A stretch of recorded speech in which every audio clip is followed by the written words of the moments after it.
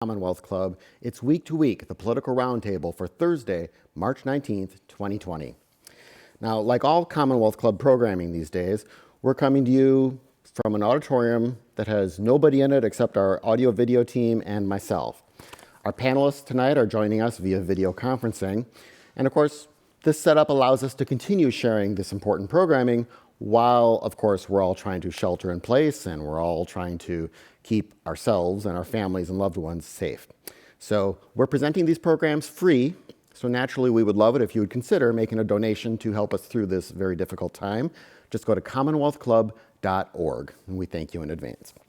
I'm John Zipperer, your host for Week to Week. Let's get started.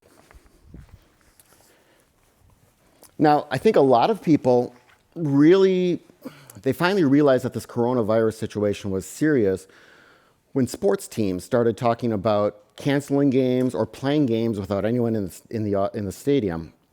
You might have seen LeBron James had said he would not play if there was not an audience in the arena. But even by that time, there had been some European soccer teams that had actually played the games with no one in the audience, just like we're doing this program here.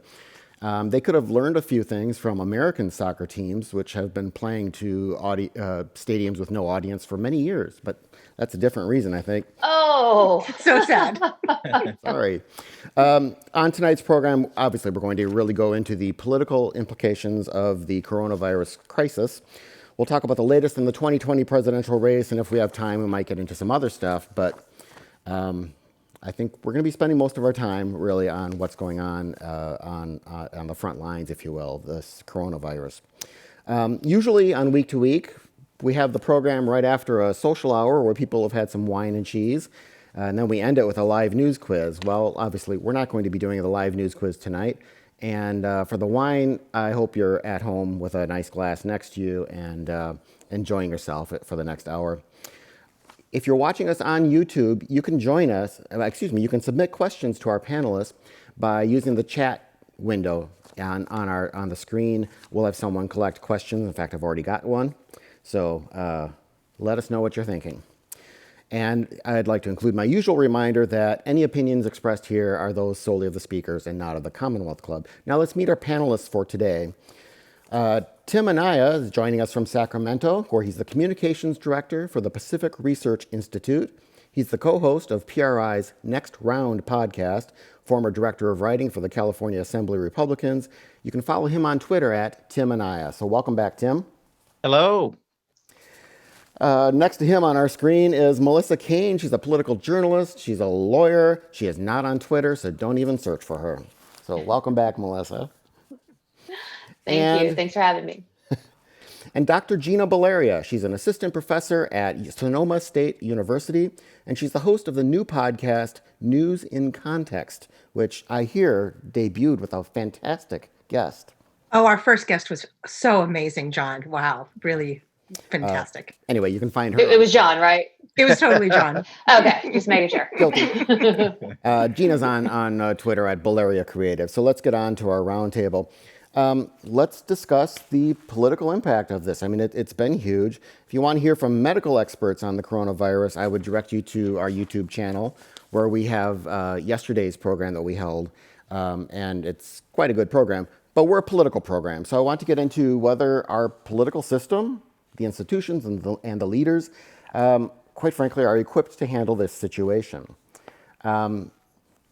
Let's maybe start on the national stage. And I mean, Tim, President Trump was getting it from both sides of the aisle for certainly his early reactions or non-reactions even to it.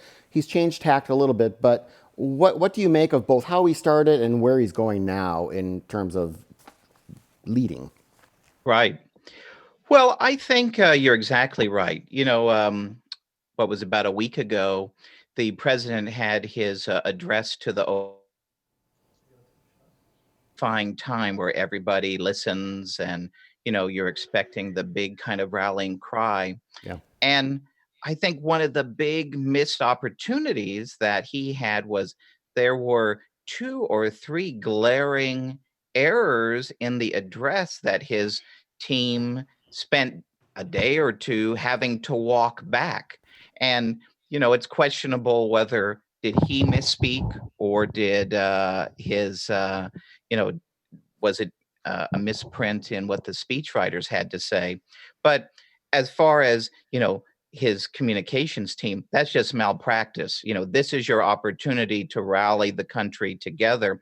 And it really kind of hurt the president for a while, I would say. Now, as you and everyone have noticed since then, I think he has finally realized the gravity of the situation, and his tone has been markedly different, much more presidential, if you will. But I think the whole, kind of how he's been on this, I think it's a good lesson for elected officials when communicating in a crisis to start with. It's one of the things that's gotten high marks are all the doctors and scientists and experts who are on the stage behind him. Yeah. My advice to elected officials, basically you should hide behind the scientists and the experts, because you're not that. I know working for elected officials, you tell them a figure, it's like the telephone game. The next person they tell, it's going to be gone. All of a sudden you have made up numbers, and I've actually had to chase down made up numbers and clean that up over the years, because simply they don't remember them and they make them up. It's across party and all levels of government. So really, my advice, the best thing a president or a governor or a leader could do is let the leaders talk and say, listen to them, do what they say. Gina, you teach communication. What kind of message do you think the leaders of this country should be giving now? What do people need to hear? Yeah, I think the leaders should decide who exactly is my audience. And I think that's one thing that I'm wondering about, who the president's audience is. I mean, I think his audience is in part corporate heads and people on Wall Street. And I think that was the audience that was leading at first, in some ways. But his audience is also, his base, and his audience hopefully is also the American people at large. So I think depending on who your audience is, you are sending specific messages. And if you have to speak to various audiences, you're sending very specific messages. So I always start with my students, to really figure out exactly whom you're talking to and what do they need from you, what do they need to hear, and then help say that. How can you say that to them without misleading them, being as honest as possible?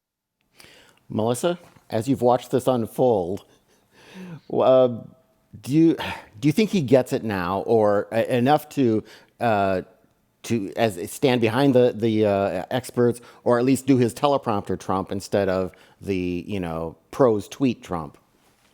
Well, he does seem to be getting better. I'll say that.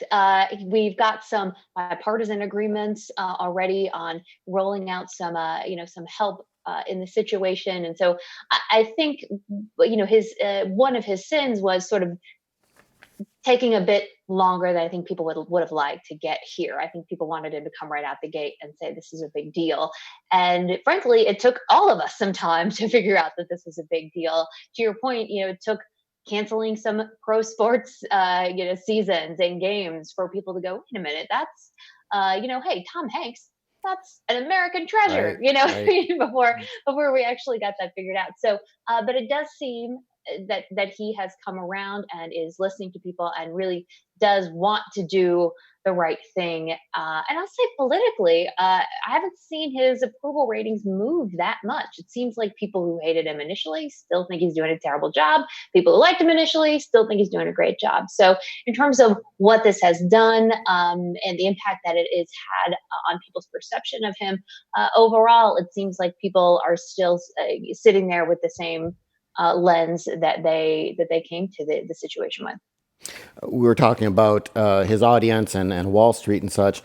He made a number of, I think twice, he spoke like, I think in a hope that he would calm Wall Street, which has obviously been up and down and up and down and all over. And literally they had to stop, the floor from working for, was it 4 times within 2 weeks? 4 or 5, yeah. Yeah. At least one of those times, he gave a speech. I think it was a speech last Wednesday night. I might be wrong on my days. And the next day, the market plummeted again. If that's one of his core audiences, have they lost faith in him, or are they not paying attention to them. They're looking to maybe Steve Mnuchin or someone else to deal with their concerns. Tim, any thoughts on that? Well, I think the question you raise is a good one, and that Gina brought up is who's his audience, and you would think that Wall Street, that's his crowd. Those are the people that he hangs around with. Those people, and it's one thing that we always counsel elected officials when they're speaking is know your audience. And if you notice in some of the press conferences, that one where he was name checking, that clearly all those names are important to him, and that's impressive to him that he talked to all these people and they're doing a great job. I guarantee nobody watching at home knew who any of those people were or were assured by what he was saying. I don't know if it's necessarily that Wall Street is tuning out or voicing their displeasure. They may be sending more a message to Washington in general. Hey, we're hurting. We need action now. We don't need talk. And the message has been kind of clear every day as there have been new twists and turns in, is this bill going to pass, or what proposal is on the table? It's roared when they have proposed things, that talked about things that Wall Street likes, and they've sure contracted fast when they've either things have been delayed or they're not getting the progress that they're seeing. So I don't know if it's a Trump thing per se, or it's more a message from Wall Street to Washington. Mhm. Melissa, someone in the audience Yeah. asked the question that everyone's talking about. Does coronavirus pandemic increase chances of Trump winning the election in November? Well, we don't know yet, as is the answer. And it actually goes back to the question that you just asked about the economy. I mean, he knows the best argument for a continued Trump presidency is the health of the economy and the strength of the economy. And historically, that has been a really good bet. Yeah. And so the extent to which there's lasting damage here really will help determine whether he stays in office. And I think he knows that. And I think that's why he's making speeches that name check certain people on Wall Street. And he's seems to be pretty eager to pass whatever bill or do whatever thing he needs to do to get the market back up and get the economy going. And I think that may be a little bit of why he didn't make it such a big deal out of the gate. He wanted to tamp that down and sort of keep the engine of the economy rolling and not really crash everything. But I think he's well aware that continued or sustained economic problems as a result of this it really, really imperil his presidency. So things are changing, as you know, every minute, every Yes. day. So it's hard to say right now what'll happen in November, but that's what you should all be looking at. And I think he cared about Wall Street before, but he definitely cares now. Gina, news broke this afternoon that Senator Richard Burr dumped about $1.5 million worth of stocks after he publicly reassured the public about the government's coronavirus preparedness. But he had apparently privately told another group it's much worse. It's like the 1918 flu epidemic. We're going to see more of this, I think. I mean, Yeah. talk a bit about that. I mean, that's the kind of thing that I would think is going to increase the general distrust of whatever they're being told out of Washington. Absolutely. I think you hit the nail on the head. For me, it's just this is, I think, what the general public is frustrated with is look, that clearly there's some malfeasance there that needs to be investigated. Is it even going to be investigated? If he's convicted, is he going to get pardoned? The mechanisms of accountability seem to be tenuous at this point, or people don't feel like they're or not even people don't feel. I mean, they clearly people who've been convicted or pardoned immediately, et cetera. Now we have another seemingly very clear and specific example, and I think honestly that is sort of maybe an example of the larger issue of distrust, which potentially could be why Wall Street has been plummeting so much and why there's been so much sort of fear is because people don't necessarily feel like there's a steady hand at the wheel. No matter what, this was going to impact the world. No matter what, coronavirus was gonna have an impact. But I think because it was the administration was slow to respond, even with clear warnings, models that showed this is exactly what was going to happen, and clearly insiders knew and we're we have one example of someone dumping stock. So I think, to me, I want to see accountability, and I think a lot of people in the general public are desperate for accountability. And I think that's I don't know. Again, who knows what's going to happen in the months to come with elections or whatever. But I think that that's actually a really large and unexplored thing that the general public is holding on to or thinking about. And there have been proposals to rein in and limit um, what kinds of financial interests senators are even allowed to have, because Mhm. they're often privy to very confidential information prior to the markets. And so there's insider trading issues and other kinds of issues. And so there have been calls for reform in this area for a long time to kind of prevent things like this and others. And I don't know if it'll be lost in the fog of war, but something like this is a real good example of why we do, I think, need to be thinking about that and looking at proposals to rein that in. Yeah. I saw somebody on social media said Martha Stewart went to jail for far less than this. Mhm. Yeah. So Yes. how does Mhm. this guy even survive the weekend in office? I mean, he's really lost the public trust. And in this social media world, look what we've seen in the last week. That guy, I think it was in Tennessee, whose garage was full of hand sanitizer and Yes. such. Yeah. We were ready to have pitchforks and angry mobs. Probably going to have the same thing headed his way. Probably already is this evening. I hope that's true, but look at the context we live in. It feels like something shocking happens. Oh my God, that's terrible. That's whoever it is, whatever it is. And then the next day it's like, oh, okay, whatever, moving on. And you Right. think, Martin Shkreli, although the guy who jacked up the price on EpiPens, he did get held accountable.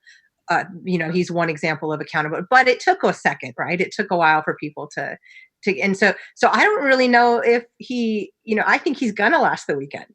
I hope that there's some accountability, but I don't know. In the current context, I question. I'm curious to see what happens. Well, let's talk about leadership on the state level. Governors have been a little bit quicker in some cases to take action. Some of them, the Republican mayor of Maryland has received praise for being forthright, teaming up with the scientists and the health officials. Others, I don't really know what's happening in New York. If you've watched basically the feuding between New York Mayor de Blasio and New York State Governor Cuomo. Let's, of course, talk about right here in California, Governor Gavin Newsom. Melissa, what do you think of what he's done so far? I mean, he kind of scared the bejeebers out of a lot of folks yesterday when he was talking about the National Guard and I don't know what's worse, thinking of rioting in the streets or your kids home for the rest of the school year, but he kind of went full bore on that. How would you? There will be riots in the streets if kids stay home too much longer. That's I think. right. But how do you think We're only going to take this shelter in place stuff for so long before there's some serious issues. But I think he's talking about National Guard in the context of dispensing aid to hospitals and offering help with local law enforcement. But he's got a big announcement tonight at 6:30, and that may be an increased enforcement. So far, it's just been recommendations like everybody over 65 stay home if you can, things like that. But he may be looking to do something a little more concrete. Today, for example, we saw the governor of Pennsylvania issue an order that basically bans everything except what he called life-sustaining businesses. Wow. Which is a very weird, I think, term, but then he has a 5-page matrix of all the businesses that qualify and don't. It's really something, but it's a very forceful order and one that is backed up by police power. And so you may see the governor of California moving to something a little more definite, because right now, to be fair, for a lot of companies who are operating in California, you've got 20 different, at least, shelter in place orders all over the state. You got to sit and figure out, where are you in, where are you out, where do you have to shut down, where do you have to do this, and so it may offer some, blanket, relief on that front as well. But he's sort of easing into it. I know today he asked for it. It can't have been easy, but today he asked the president to send the USS Mercy to dock on the outside of LA to help them with their healthcare needs. And again, that that cannot have been an easy ask, but he made it, and I think he's trying to listen to the folks around them. Right now, local governments are doing a lot more of the sort of enforceable stay-at-home orders, but we could see him making a thoughtful move tonight. Tim, staying with, in fact, his request for the hospital ship, they're also we were talking about this a bit before the program started. He also kind of got some messaging mixed up there with some really scary numbers. Talk a bit about that and how they walked that back. Well, he sent a letter to the president. I believe it actually was the letter requesting the mercy, and he estimated in the letter that 56% of Californians would contract the coronavirus, and that's about 25 million people. Well, this is again another one of those examples. You really have to be careful with what you say and how you say it, because immediately that set off, a panic on Twitter. Um, and his press team was forced to come out almost immediately and say, well, that's what would happen if we don't mitigate and if we don't take all the measures like stay at home orders and social distancing and all of that. Well, it really just reinforces that a governor who, by all accounts, has done a great job and a great job communicating. Dan Walters, I saw on Twitter, said this is the first real mistake that Governor Newsom has made during this crisis. And that's really one. It's good they were on top of walking that back, but that really has the potential, when a governor is using those kind of figures, that really has the potential to incite a panic. Gina, how would you rate the governor's leadership on this? I have to say, for the most part, I think he's been doing a good job because he came out right away and was taking it seriously and trying to communicate with the public, and that's something that I think he tends to try to do. And I agree that the 56 million number was definitely. I got an email from a student today saying, "Oh my gosh, I just heard what the governor said." That anxiety is real, and it definitely affects people. But I have to say nobody's perfect, and it's how he responds, or it's how the team responds, as you said, Tim, and they responded immediately and clarified and walked it back. And for me, as long as the leader is taking it seriously, being honest, walking back their mistakes and owning them and taking responsibility, then I'm feeling good about that leader. And I feel that Governor Newsom right now is there for me. It's interesting that that number represented if we weren't doing these stay at home and other mitigation efforts. Of course, the government of the United Kingdom, their original plan was just let it wash through, knowing that there would be fatalities and massive sickness. But their thinking, and it was also guided by health officials and science, saying that they were hoping that would give them some kind of built-in herd immunity for later waves as this thing sticks around year after year. They've started to change that a bit. They finally, I think tomorrow, they're closing schools and universities and such. But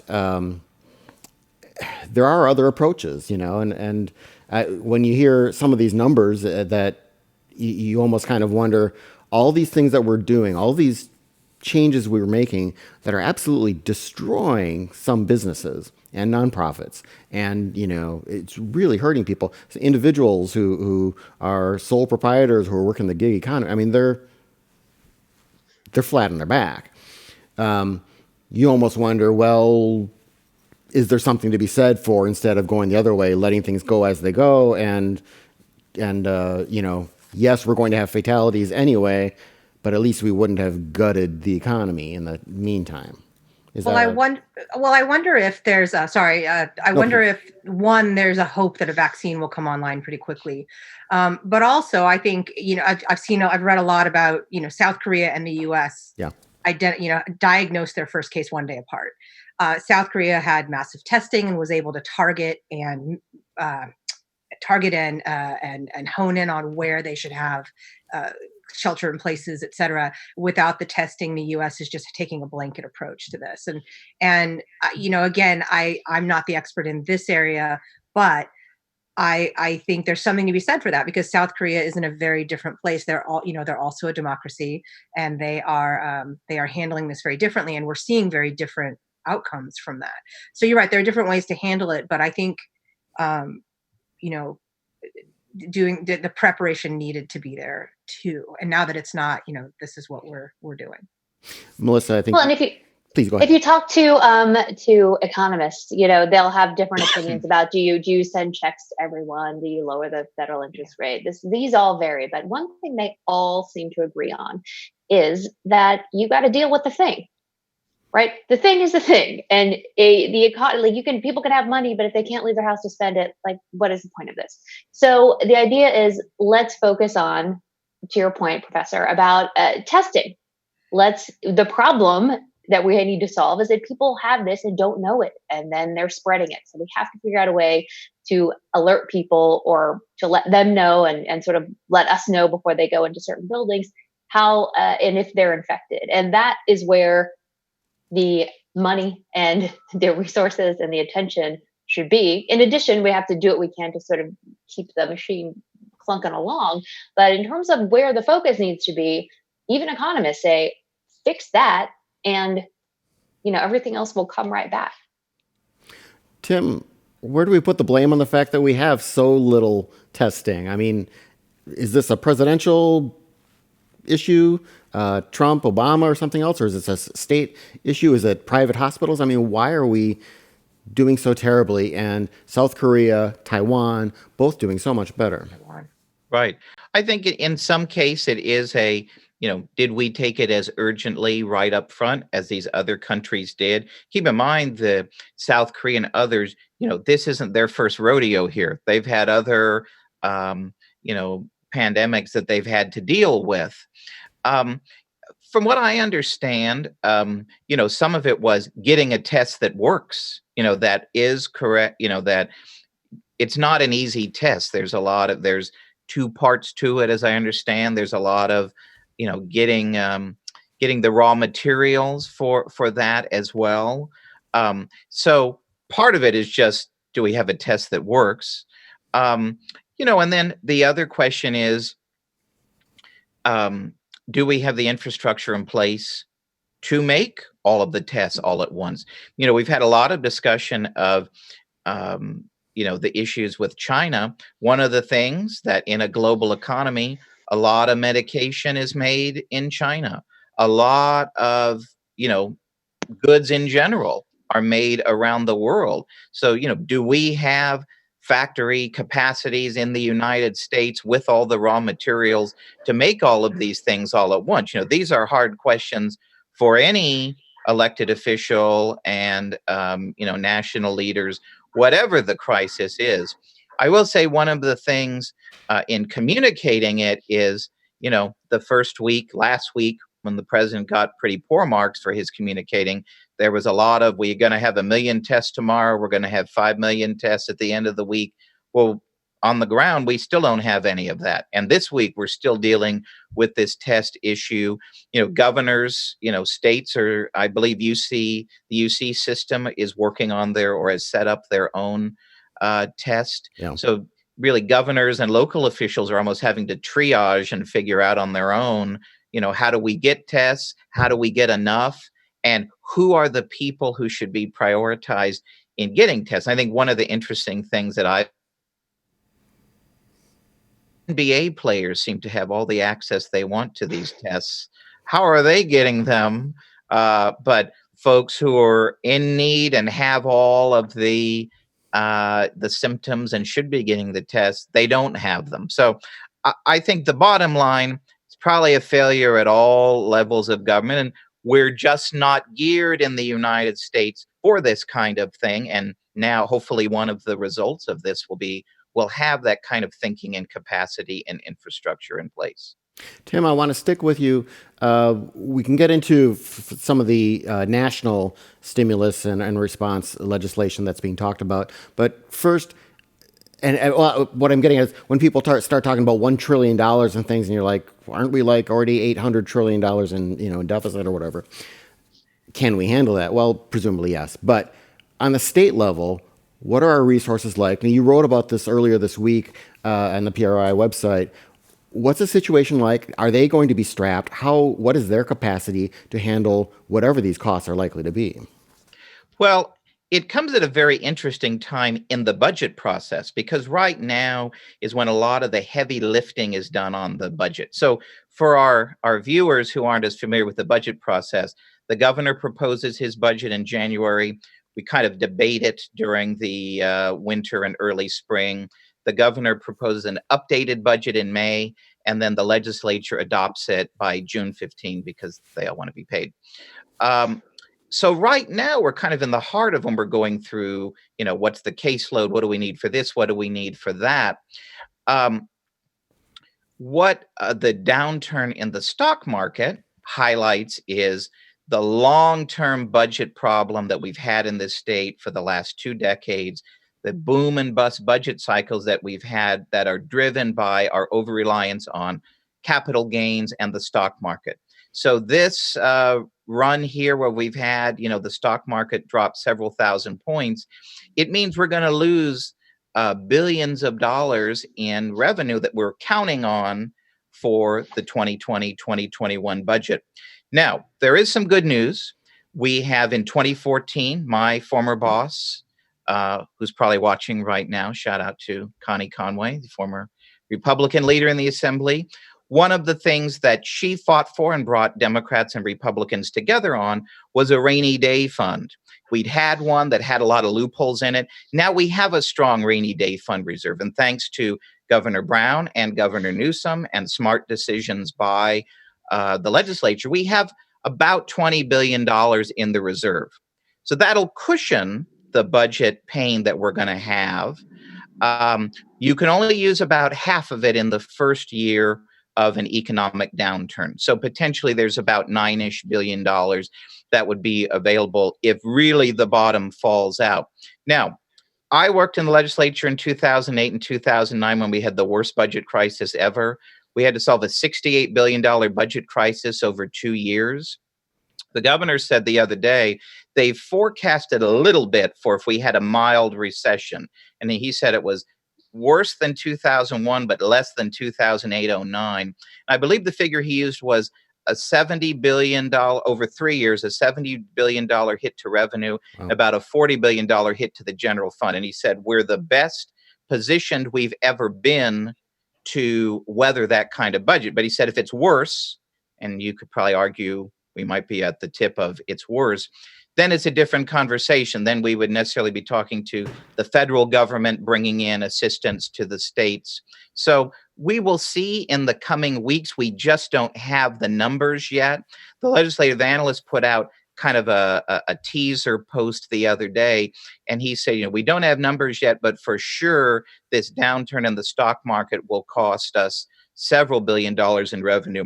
The last point, the legislature passed a little over $1 billion in emergency assistance for the state, 500 million immediately, and then they gave the state the ability to tap another $1 billion, as needed in $50 million chunks. So we've taken the first, and they also passed some things to give school districts some breathing room on making sure they're whole by not holding classes. So we have some emergency plans that are in place, but I would stay tuned and prepare for a radically different budget in May, because the outlook and our priorities and needs in May and our revenue levels are far different than in January.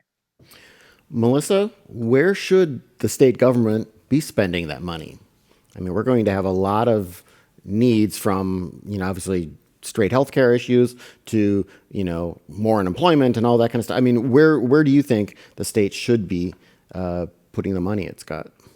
Well, on some level, the state doesn't have a lot of choice, right? I mean, they're going to have to pay for, Medicare costs, for example, that go up. They're going to have to pay for increased, unemployment costs. And I think I read that the website for the Economic Development Department it crashed the other day because there's so many people trying to apply for unemployment benefits. So on some level, they're not going to have too much of a choice. Actually, one thing that the governor did last year, he talked a lot about, I remember interviewing him, he kept talking about it, was that in the budget, there was a big surplus in last year's budget, but he tried to put that surplus into one-time spending. So, fixing rooftops on schools, for example. So not ongoing obligations so that the loss of some of that revenue from over last year, for example, won't be as painful because there aren't ongoing obligations. And so we could probably get away with a smaller budget, a smaller budget in the coming year a little bit because of the way the governor structured the way the budget was over the last year. So hopefully that will also help. But a lot of this is just costs that the state has to incur, and making sure that they have enough to cover those ongoing and mandatory obligations. Gina, kind of the same question to you. I mean, we're seeing, we all know, and maybe we are ourselves hurting from this. Where do you think, and what should the government be doing? How should it be addressing, the people who are unemployed, the people who are their businesses are out, or they're even not unemployed, they're just extremely underemployed right now. What can and what should the government maybe be doing?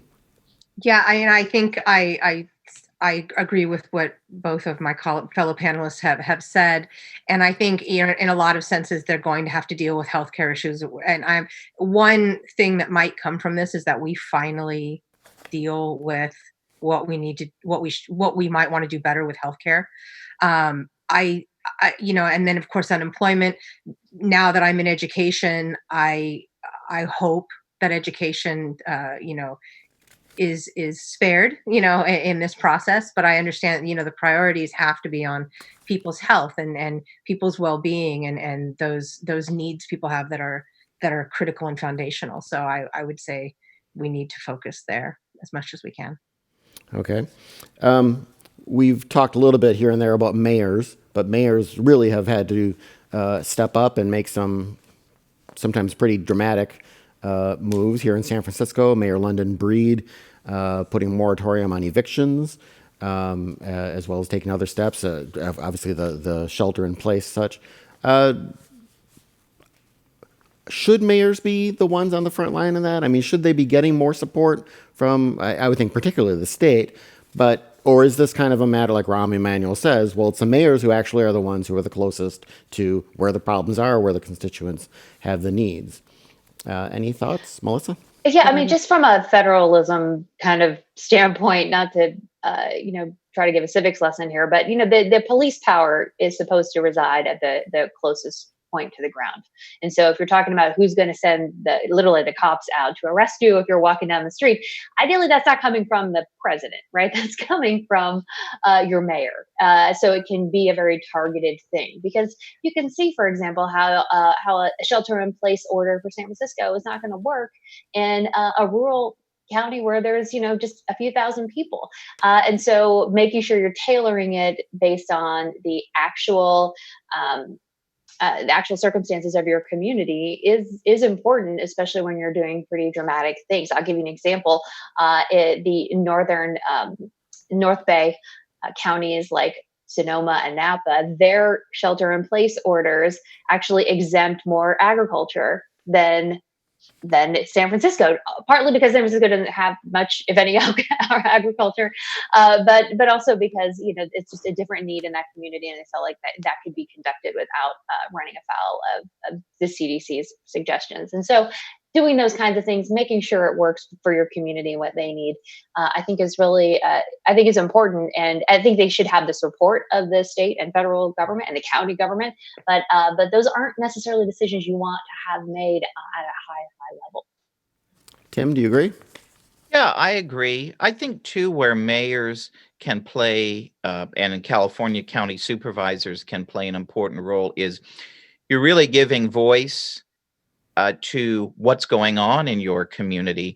I've been impressed, and normally I have a lot of quibbles with his policies, but Mayor Steinberg here in Sacramento, what I thought was one of the more impressive things that he did, he actually went to one of the Raley's distribution centers here in town, and he was with the chief operating officer for Raley's, and he showed, look, folks, there's a lot of food here in the warehouse. There's going to be food for you when you go to the store. You don't need to hoard and buy a month or 2 months worth of food. So I think, they can really play an important role in kind of keeping people calm and also responding more nimbly to the needs of the community.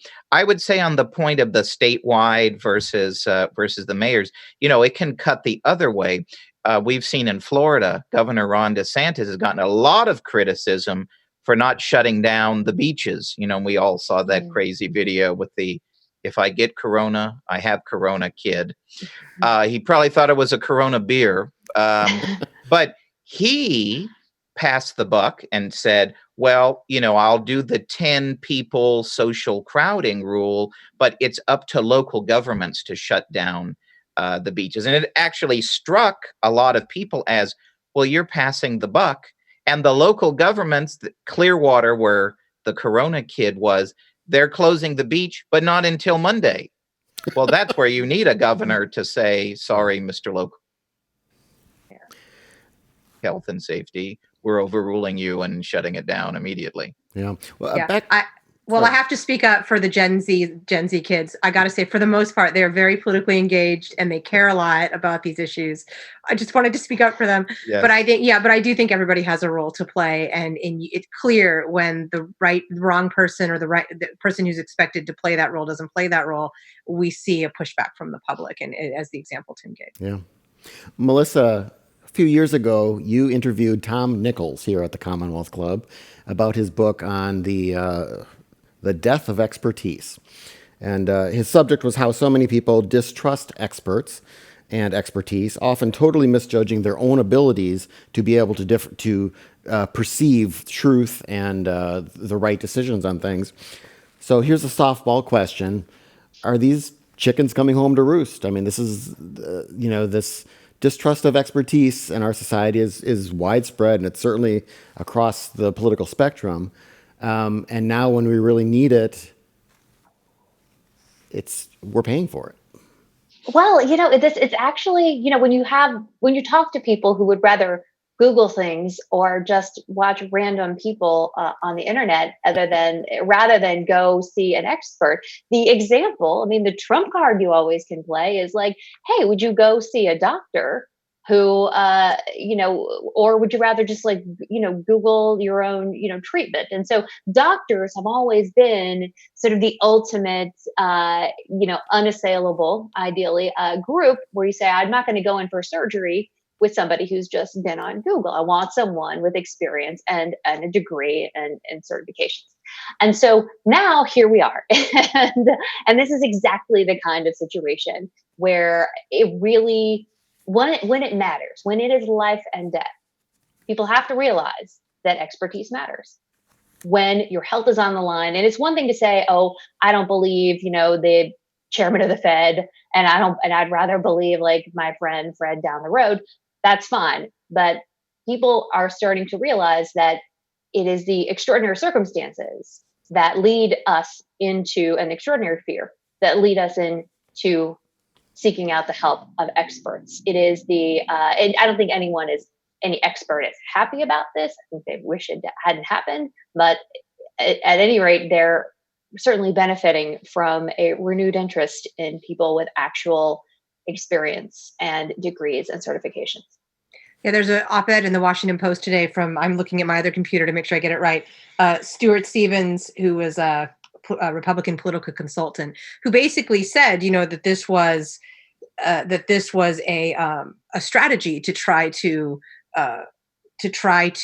minimize expertise as part of a larger strategy. And the title of the op-ed is "Republicans Like Me Built This Moment, Then We Looked the Other Way." So he has a very interesting perspective on these were some of the strategies that we sort of saw coming and yet thought this was politically expedient. And again, I generally try to be nonpartisan, but I think in a moment like this, where people's lives are actually at risk and where real harm can be done, I wish we could have the frank conversation about how certain members of the public or certain leaders have been characterizing experts and things like that. And I want us to be able to have it, but of course it comes off as sounding partisan. And I'm hoping in this moment, as Melissa says, that maybe we'll all sort of remember, oh yeah, there's a reason why we want the experts. Okay. And I would say, go ahead, Tim. kind of on that point, I've been thinking back to a debate that we had in Sacramento last year where, you know, it was kind of that weird place where the far left and the far right meet out in the nether region somewhere on vaccines in California. And Yes. a lot of very far left and far right people don't believe any of the scientific expertise on, you should vaccinate your children. Right. And to me, that typifies kind of where we are now, that you're going to have people, not just people in their bunkers, a lot of our friends and neighbors Yeah. kind of think of these things too. They just don't, it's not an age anymore of where you could just say, trust me, I know what I'm talking about. And yes, of course, you should ask tough questions and scrutinize, people all the time. But, these basic kind of foundations of science is science, listen to scientists and doctors. They're not making it up. Um, you have to do what you're going to do individually. But, and certainly our social media world fuels a lot of this kind of weird chatter and these conspiracies on the left and the right. Well, let's move on to a lighter topic, if you will. Gina said she didn't want to get partisan, but let's talk partisan politics for a bit. I want to check in on the 2020 race. So much has been happening in the primaries on the Democratic side. On the Republican side, not so much. I mean, we expected, of course, Donald Trump will get the nomination. He's already clinched the delegates he needs. William Weld promptly dropped his very unlikely candidacy. But on the left, on the Democratic Party, I mean, obviously, let's start with the biggest news. Tulsi Gabbard dropped her race and endorsed Joe Biden. Yes, she was still in the race. No, obviously, the big news seems to have been just this revival from the dead of the Biden campaign.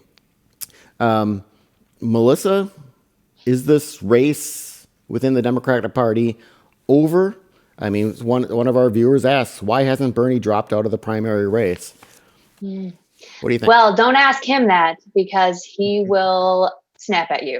Yeah, I mean, it's a great question. There does not seem to be any real path for him to get the delegates that he needs. And you could maybe look at maybe a brokered convention if there was a third candidate who was peeling off a good chunk of delegates and you could fight over them. But now Joe Biden seems to be well on his way to getting all those delegates well before the convention. And so I think the calls for Bernie Sanders to drop out are going to get louder and louder. Although I'll say this coronavirus thing has really shifted the public's attention from that. And so it's, what seemed like a pressing issue of his exit, it seems a little less important now when people are sort of trying to focus. And I think people just sort of assume it's going to be Biden. So we're just going to be over here talking about Biden and Trump in November, and Bernie will just drop out when you do. And so I think that it's a little less urgent now, although I think he's still getting a lot of questions. And, there's still these, now there's all these issues around Italy has single payer, and look at what's happening there. I mean, this is really exposing a lot of this healthcare conversation that we've been kind of being hypothetical about for quite a while. So, but I still don't think it's enough to turn the tide back to Bernie Sanders, even though he could still be in it and still have that be part of that conversation, at least for now. Gina, your students, young people, are they Bernie people? I mean, when they talk about candidates, is it as overwhelmingly his demographic as it's sometimes made out to be? Honestly, it's not. I mean, at least in the students, and I have a lot of students I connect with, and but there are definitely the Bernie students, the Bernie young people. But there were a lot of Elizabeth Warren young people. There were a lot of people who were mulling Biden, and there were people who were thinking about. I asked a lot of young people right after the debate that Elizabeth Warren clearly did an amazing job in, when she sort of held Bloomberg to account. My students, I interviewed a bunch of young people and some of my students, and a lot of them were like, God, I really loved Julian Castro. I was so bummed to see that he dropped out. I really liked Kamala, and that was really disheartening to see that they had to drop out so early. And so they're definitely not this monolith for Bernie. And I think we kind of see that in the voting. I mean, not only did maybe young people didn't come out as much as they could have, Yeah. I think the voting wasn't as. But one thing I do want to say about this is, it was. I mean, we're where we are, and we've got our candidates. But I think it was disheartening for a lot of young people and for myself to watch a really amazing and vibrant group of possibilities get so shuttled into you know black and white narratives, and even after that moment when Elizabeth Warren did so well. I think 538 did an analysis of the headlines the next day, and I don't think her name was in one of the headlines, and that was very problematic for my students and I spent a lot of time talking a lot about framing and narratives, and I think that really had an impact on the way things went, and it was a missed opportunity, I think, to have certain discussions. Tim, Bernie Sanders has been leading a movement, probably even more so than running a candidacy. Where do you think that movement stands now? Basically, for all intents and purposes, the primaries are over. Has he made it stronger now, or with really, I mean, kind of overwhelmingly now, the rest of the Democratic Party coalesced around Joe Biden? Does that say, look, this party is not what you want it to be, Bernie? That core that you think is going to be strong enough to be your party is not there. Well, I think Joe Biden actually put it best. People want results. They don't want a revolution right now. And I think, as Gina pointed with the bit about turnout, I think he would have had a stronger point to make if the turnout is what we would have expected it to have been.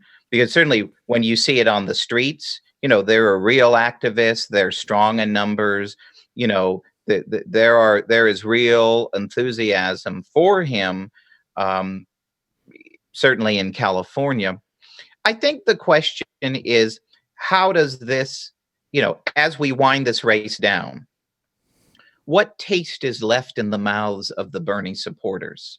In 2016, it was a very ugly end to the race. Hillary Clinton, to this day, you can tell when she gives interviews, she has utter disdain for Bernie Sanders. Don't utter that name around her. You could argue that, and the convention, remember the convention, there were catcalls at the convention, booing of prominent Clinton supporters. Right. So the question, and then I think you could argue in the fall, it was just enough people either sat on their, that could have accounted for that, 70,000 vote difference in 3 states. So this time, the question is, will the dislike of Trump trumpet unease about Biden? I think Biden has a real challenge, and I don't know that he rose to the occasion in that debate of winning over the potential Sanders supporter. And now we're basically going to have kind of like a front porch campaign until, whenever, hopefully soon, we get the all clear. So I don't know. And I think this establishment and media pressure of, you've got to drop out, it's got to be over, that's going to exacerbate the tension. So I would say, let him do his thing. He's not a guy who's going to drop out tomorrow and sing Kumbaya. I think it's very unlikely that he would drop out before the convention. And what matters to a Bernie Sanders is the platform. So if I'm a Joe Biden, figure out whatever platform planks he wants that isn't going to cause you heartburn in the general election, and say, go for it, make him feel heard and part of it, and that his ideas have, influenced Joe Biden. Then hopefully, they will be energized and active and enthusiastic for Joe Biden in the fall. That's the key. It's not just that, hey, we're okay with it. You need them enthusiastically involved in the campaign to have any chance to win the general election. On the probably safe assumption then that Joe Biden will be the nominee, let's play some parlor games and let's start talking who might be a good running mate for him and who is a likely to be in the pool of running mates. Melissa, any thoughts on that? Well, normally the conventional wisdom is that the vice presidents don't matter; they don't really move the needle. But when you have two candidates who are in their 70s, it actually does play into a lot of people's minds. And so, also, the conventional wisdom is you're looking for someone who's going to get you a constituency that you need, right? Maybe one that you don't already have. And so, if you're a Joe Biden, a lot of people have said Kamala Harris. I'm not sure she gets him a new constituency. I don't know what else she is going to bring in that, for folks who weren't already going to vote for Joe Biden. And so maybe an Amy Klobuchar, somebody Midwest, smart, did a great job in the debates, somebody who could really help him, because frankly, if the Sanders folks, some of them are going to stay home. That's just the truth. To counter that, you got to get you got to get more people in the middle. You got to get more independents. You got to get more, maybe some Republicans who go, well, you're not so terrible. maybe they're angry and they're not happy with how things worked out with Trump. You got to try to get those people in, and she can help you get those people in to put together a coalition that can win. Remember, it's not a popular election. In those really critical states, I think she could be very helpful. So that's he might pick Kamala Harris. I know a lot of people are pushing for that, but I think strategically it might be more useful to get to ask for Amy Klobuchar. Gina, your thoughts? I think if you want to try to make an effort to get the Bernie group, then maybe Stacey Abrams from Georgia. I don't think that's what he's going to do, and I'm not quite sure. I mean, I would love that, but I'm not quite sure it's the best choice. But I think that at least she is someone that the Bernie crowd would be like, oh, okay, well, okay, I like her, and potentially keep their eye on the ball a little bit. I've heard Kamala a lot, and I think what Kamala does bring is she's a prosecutor. Even though she's from California and maybe doesn't have that Midwest connection, she has the credentials to get that middle of the road crowd maybe engaged a little. I'm surprised you didn't say Elizabeth Warren. I want that, but I don't think that's realistic at all. I think Warren is fantastic and pragmatic and has amazing ideas. I think she's probably. I'd hate to lose her in the Senate. And I also think she's also up there in years with Biden and Trump and everybody, and probably he should sponsor with a younger VP. Okay, Tim. Yeah, I would wonder too on the Elizabeth Warren point. There was a lot of heated discussions between the two of them. I wonder if the Bernie crowd would be excited for Elizabeth Warren. Some would, but I wonder overall. This is always kind of the moment of, are you voting head over heart? And, the name of the game is you got to win the election.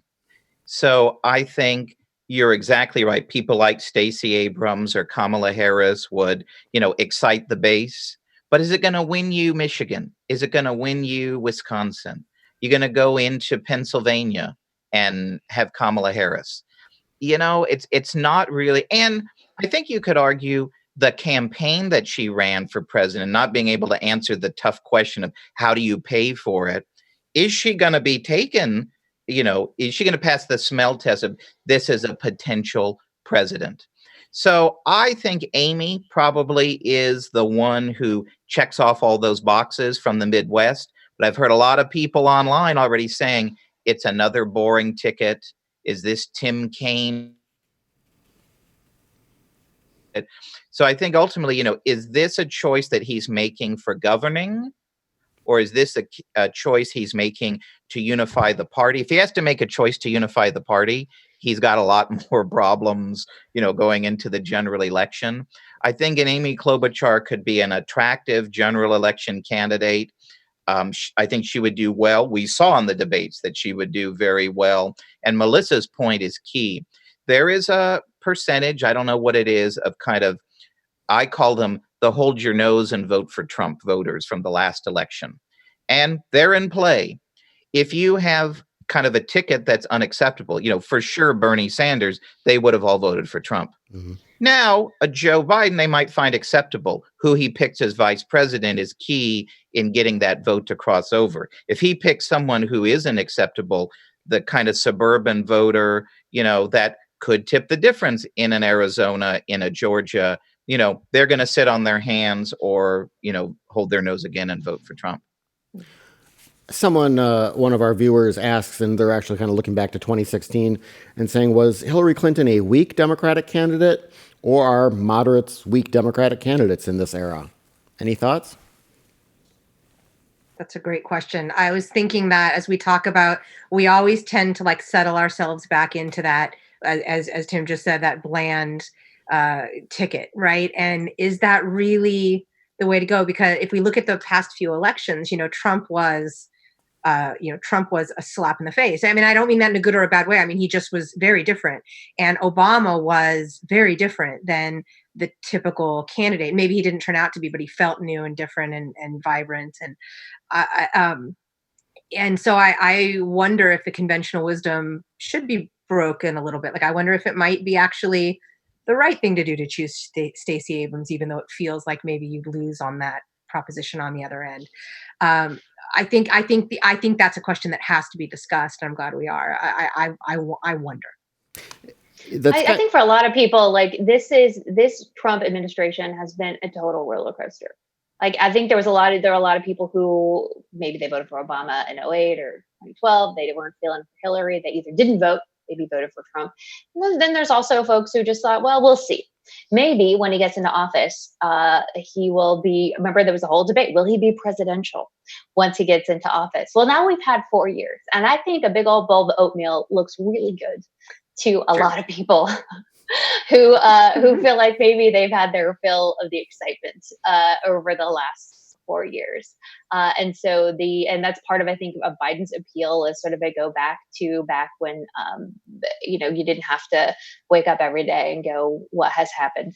And so I think, there is something to be said for that, and in a way that was not, and it's sort of an enthusiasm for that in a way that was not present in 2016.